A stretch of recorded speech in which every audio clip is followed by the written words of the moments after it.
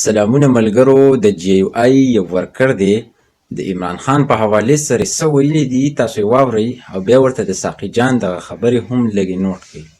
خان نه منم د سره نه منم جنازنګ نه کوم نه جنازې نه منم اره د چنجن بانس پشان دا کږي سپېږمې دي وغیم ستا خو بې غپلارم مني ما ته چاره سیویل دی نه باجوړ دی باجوړ کې خو ډېر ښه ښه ځوانان شته ګوته به ور نه شي په دې خوله راته خوټې ومنډي الله رباندې انورزي خان خبر کړه چې په هغه بروډنې ماشین ملګرو د خبرې تاسو واورېدې په سیاسي نقطه نظر د سره نه شیر کوم او نه د ویډیو مقصد نفرت خورول دي بلکې یو اصلاحي پیغام ورکول دي په اسلامي نقطه نظر باندې.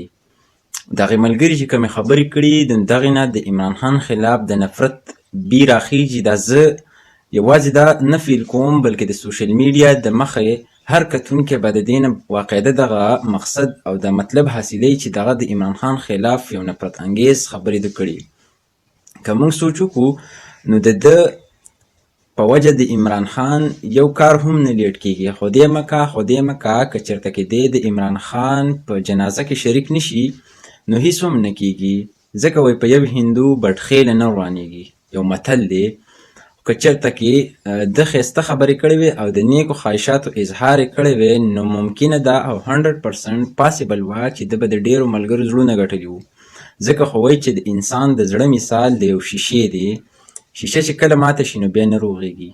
تا د دغه څو غلطو الفاظو په وجه د ډېرو ملګرو زړونه مات کړي دي نو ځکه تا ته بیا د پی ټي آی د اړخه دغه ساقي جان چې کومه ریپلې در کړې ده نو لکه که زه د دغې حمایت هم نه کړم د ساقي جان د دې ریپلې نو دا بالکل ستا د دغې الفاظو سره مشابهت لري نو زه به دلته کې لازم د دغې ساقي جان د الفاظو هم ستاینه وکړم ځکه چې ابتدا او آغاز ستا غلط اغستی دی.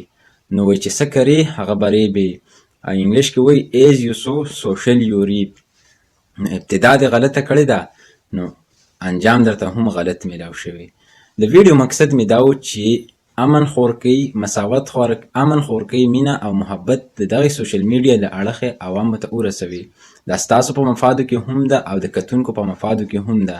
سیاست ځاله خو اسلامي اقدار او اسلامي روایتو مطابق سوشل میډیا لره د مخه عوامو ته مساوات او د امن درس ورکول د هر چا ذمهواري ده. د ویډیو په حوالې سره د خپلو کمنټسو او د خیالاتو اظهار ضرور د کمنټ سیکشن کې وکړي. تر بلې ویډیو خپل ورور یا زحمت سټار له اجازت ورکړئ. د لوی الله په امان.